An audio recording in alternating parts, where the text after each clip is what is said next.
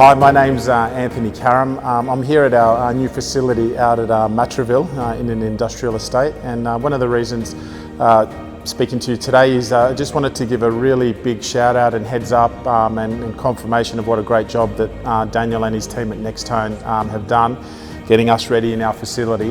One of the major pieces of work we had to do before we were able to move in and start operations here was to kit out the whole facility with epoxy flooring. As most of you will know, that's a really specialised area of work. Daniel and his team were really responsive in terms of coming back quickly with highly competitive quotes, and like most businesses, we needed this job done really quickly.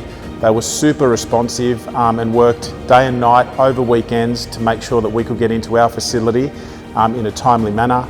The job itself had a few challenges around it too, because there was a few bespoke elements to what we needed in terms of chemical resistance, heat resistance, weight resistance, and Daniel was able to provide our directors with a whole lot of data sheets and compliance with Australian standards.